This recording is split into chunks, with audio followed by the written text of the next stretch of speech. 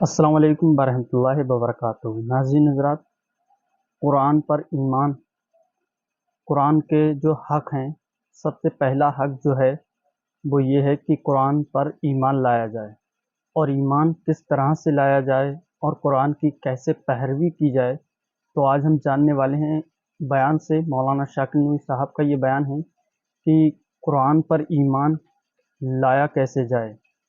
تو آئیے شروع کرتے ہیں بیان مولانا شاکر نوری صاحب کا۔ تو پہلا حق اس کتاب کے بارے میں یہ ہے کہ اس کتاب پر ایمان لایا جائے۔ تو آپ سب کہیں گے ہم تو ایمان لائے ہیں اس کتاب پر، ہم تو اسے مانتے اللہ کی کتاب۔ جس طریقے سے اللہ رب العزت جل جلالہ کو بندہ اپنا رب مانتا ہے، لیکن پروردگار جل جلالہ سے متعلق جو توکل، جو یقین ہونا چاہیے، وہ یقین کی کمزوری ہے۔ آپ کو مثال کے ذریعے سمجھاتا ہوں۔ ہم یہ عقیدہ رکھتے ہیں کہ اللہ ہی رزق دینے والا ہے، بے شک، اور پھر ہماری سچویشن یہ ہوتی ہے کہ یار جھوٹ بولیں گے تو روزی نہیں ملے گی، قدم ڈگمگا جاتے ہیں۔ اور اللہ فرماتا ہے کہ جتنا تمہارے حصے کا رزق ہے وہ تمہیں ملے گا۔ اور یہاں ایک اور بات عرض کر دوں، جہاں تھوڑی سی تنگی ہوئی روزی کے اندر، کاروبار تھوڑا سا ٹھپ پڑا، کہ اب ہمارے مسلمان بھائی اور خاص طور پر گجرات، کاٹھیاواڑ وغیرہ کے مسلمانوں کا معاملہ یہ ہے، یار کسی نے میری روزی باندھ دی ہے، چلے بابا کے پاس، بابا میری روزی باندھ دی روزی۔ سوال یہ پیدا ہوتا ہے، کیا کوئی کسی کی روزی باندھنے کی طاقت رکھتا ہے؟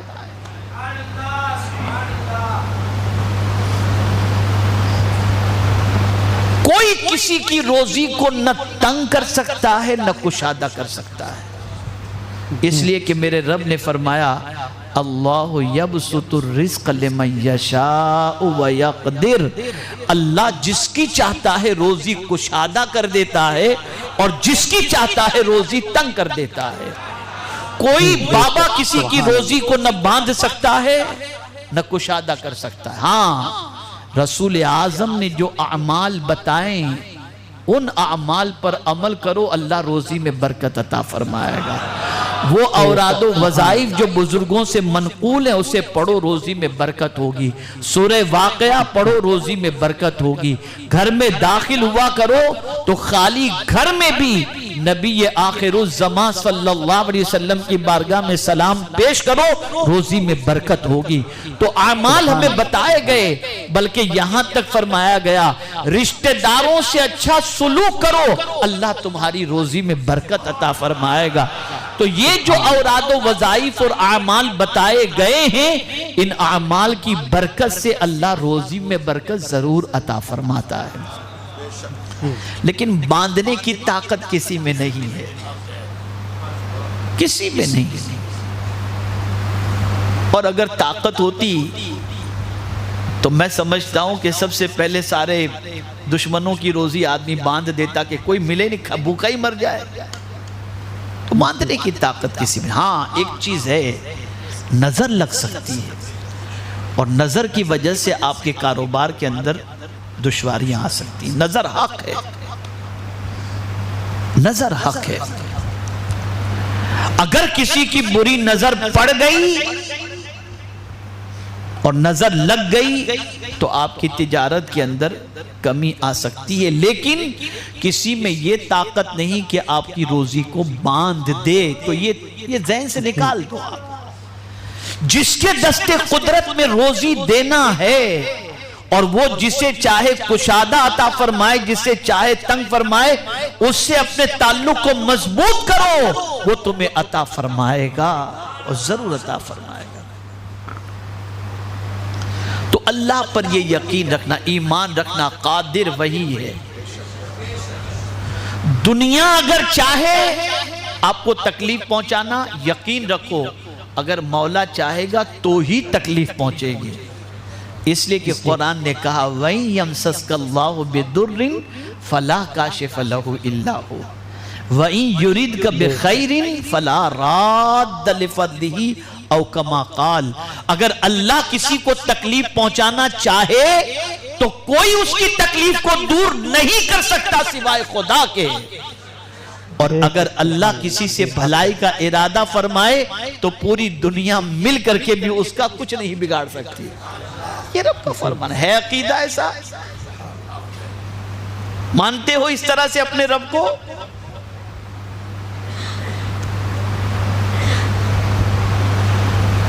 مانو اس طریقے سے، یقین رکھو اپنے قادر مطلق رب کے اوپر۔ تو جس طریقے سے ہم اللہ رب العزت جل جلالہ کو بس سطحی طور پر ہم نے مان لیا لفظی طور پر، اور اس کی معرفت ہمیں جیسی نصیب ہونی چاہیے وہ تو نصیب نہیں ہو سکتی، لیکن پھر بھی جس طریقے سے اس کے بارے میں عقیدہ اور ایمان ہونا چاہیے وہ کمزور سا ہے۔ اب میں آپ کو بتاتا ہوں، سامنے کی سائیڈ میں دریا ہے،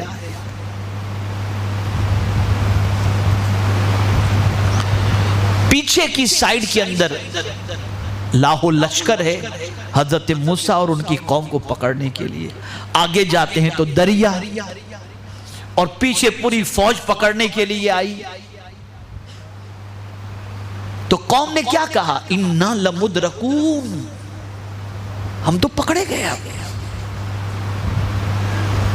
اب آپ مجھے بتائیے، سامنے دریا ہو، پیچھے فوج ہو، بیچ میں آدمی ہو، تو ڈر کر تو یہی کہے گا نا اِنَّا لَمُدْرَكُونَ، کہ ہم پکڑے گئے۔ لیکن حضرت موسیٰ علیہ السلام کا اپنے رب پر ایمان کتنا اسٹرانگ تھا۔ سامنے دریا دیکھ کر، پیچھے فوج دیکھ کر بھی کہتے ہیں کلا، ہرگز نہیں، ان ربی سیہدین، کہ بے شک میرا رب راستہ دکھانے والا ہے۔ یہ یقین اپنے اندر رکھو اپنے رب کے بارے میں، وہ چاہے تو یخرج الحی من المیت ویخرج المیت من الحی، او کما قال۔ یہ یقین رکھو کوئی تمہارا کچھ نہیں بگاڑ سکتا جب تک کہ مولا نہ چاہے۔ یہ یقین رکھو۔ ہے ایسا یقین؟ نہیں، ڈاوا ڈول ایک دم۔ عجیب ایمان اللہ پر ہم نے رکھا ہے۔ اللہ والوں کا ایمان کتنا اسٹرانگ تھا، کتنا مضبوط تھا۔ ہم اور آپ تو کئی سالوں کا جمع کر کے رکھتے ہیں نا، بینک بیلنس کروڑوں کا ہو تب بھی سوچتے ہیں کہ یار پتہ نہیں آگے کیا ہوگا۔ اور اللہ والوں کا حال کیا؟ کچھ نہیں ہوتا تھا، کچھ نہیں ہوتا تھا، پھر بھی رب پر اتنا توکل، جس نے بھوکا اٹھایا ہے وہ بھوکا سلائے گا نہیں، اتنا یقین ہوتا تھا۔ اچھا یہاں ایک اور بات عرض کر دوں، مجھے بڑی خوشی ہے، میں آپ کو نہیں بتا سکتا آج میں کتنا خوش ہوں، اس لیے کہ مجھے گمان میں بھی نہیں تھا، کبھی سوچا بھی نہیں تھا کہ کم و بیش 25-30 سال پہلے میں جب یہاں پہلا اجتماع کرنے کے لیے آیا تھا تو مجھے یاد ہے شاید کھاٹکی واڑ میں آیا تھا، میرا خیال عائشہ مسجد کے پاس، وہاں میں آیا تھا پہلا اجتماع کرنے کے لیے۔ اس وقت تلاوت بھی میں نے کی تھی، نعت شریف بھی میں نے پڑھی تھی، بیان بھی میں نے کیا تھا، ذکر بھی میں نے کیا تھا، سنتیں بھی میں نے بتائی تھی، دعا بھی میں نے کی تھی، اور بعد میں مصافحہ بھی میں نے لوگوں سے کیا تھا۔ اس وقت یہ عبدالرزاق بھائی کلین شیو سامنے بیٹھے تھے، شکار ہو گئے ہمارے، بلکہ ہمارے کیا اللہ کے رسول نے پسند کر لیا دین کے کام کو، پھر یہ جڑے۔ اب آپ اس زمانے کو یاد کریں جب یہاں کچھ بھی نہیں تھا، بلکہ بھاؤ نگر کا نام سنتے ہی آدمی کہتا ارے وہاں سنیت ہے، سنی مسجد ہے۔ مجھے یاد ایک صاحب بھاؤ نگر آنے والے تھے تو مجھ سے انہوں نے پوچھا میں نماز کہاں پڑھوں وہاں پر؟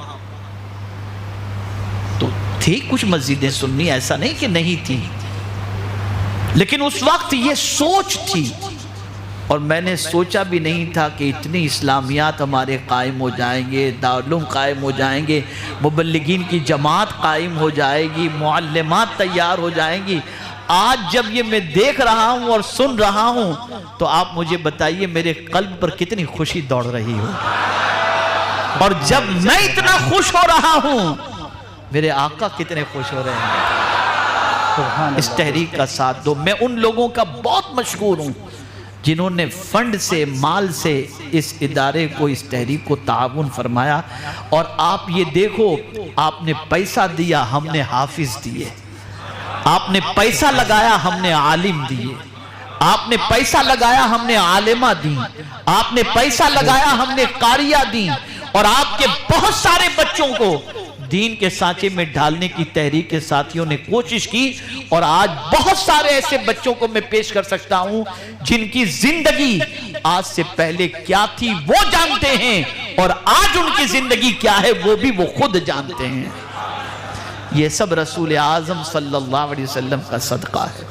خیر، تو عرض یہ کر رہا تھا، اللہ پر ایمان مضبوط رکھو۔ نیوز پڑھے ہم، ارے یار یہ ہو رہا ہے، یوٹیوب پر دیکھ لیا، پتہ نہیں اب کیا ہوگا۔ میرے بھائی، کسی کے چاہے سے کچھ نہیں ہوتا، سب کچھ میرے رب کے چاہے سے ہوتا ہے۔ اس لیے اس ذات پر یقین رکھو اور اس پر اپنا توکل کامل رکھو، انشاءاللہ العظیم وہ غیب سے پریشانیوں سے نکلنے کے راستے عطا فرماتے ہیں۔ بھروسہ رکھو اس پر۔ اسی لیے فرمایا گیا، انسان جیسا رب پر بھروسہ رکھتا ہے اور رب سے جیسی امید رکھتا ہے، مولا اس کے ساتھ ویسا ہی معاملہ فرماتا ہے، ویسا ہی معاملہ فرماتا ہے۔ میں آپ کو بتاؤں، حضرت یعقوب علیہ السلام سے رب نے فرمایا، یعقوب تجھے معلوم ہے میں نے تیرے بیٹے یوسف کو تیرے سے جدا کیوں کیا؟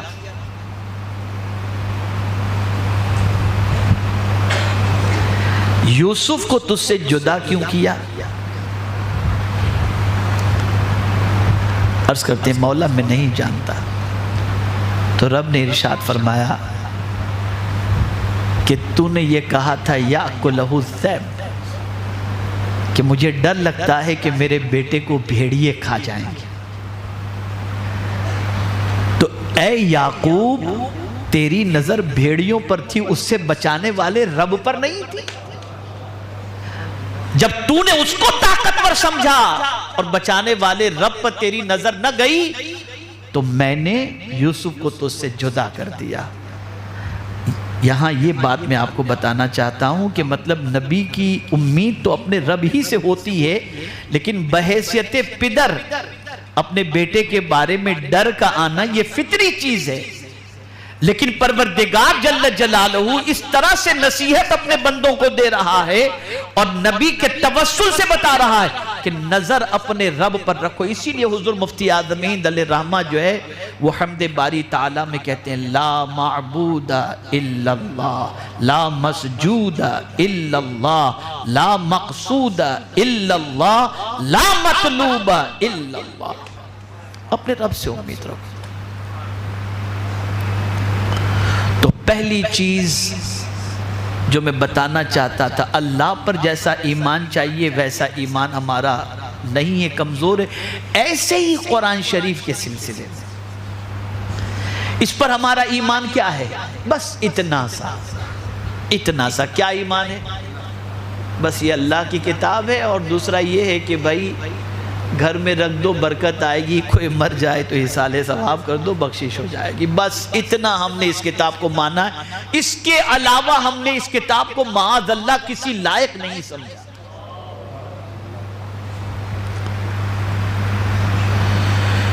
اس کتاب پر کس طریقے سے ایمان لاؤ؟ تو فرمایا گیا اس طریقے سے ایمان لاؤ کہ اس کا ایک ایک نقطہ، ایک ایک حرف، ایک ایک آیت، یہ ساری چیزیں اللہ کی طرف سے ہیں، اور ہم اس پر ایمان لاتے ہیں کہ دنیا کی ساری طاقت مل کر کے بھی اس کو بدلنا چاہے یا مٹانا چاہے تو نہیں مٹا سکتے. یہ یقین رکھو اپنے اندر، اس لیے کہ اس کی حفاظت کا ذمہ خود میرے پروردگار نے لیا ہے. اور یہ بھی صدقہ ہے پیارے آقا صلی اللہ علیہ وسلم. کتابیں تو اس سے پہلے بھی نازل ہوئی، کم و بیش 114 صحیفے نازل ہوئے. 50 تو حضرت نوح علیہ السلام پر صحیفے نازل ہوئے، 10 حضرت آدم علیہ السلام پر، اس طرح سے 114. لیکن مشہور کتابیں 4 ہیں، توریت، زبور، انجیل اور قرآن شریف. لیکن اب آپ دیکھیں کسی کتاب کی حفاظت کا ذمہ اللہ نے نہیں لیا، نہ توریت کا لیا، نہ زبور کا لیا، نہ انجیل کا لیا. قرآن کا ذمہ کیوں لیا؟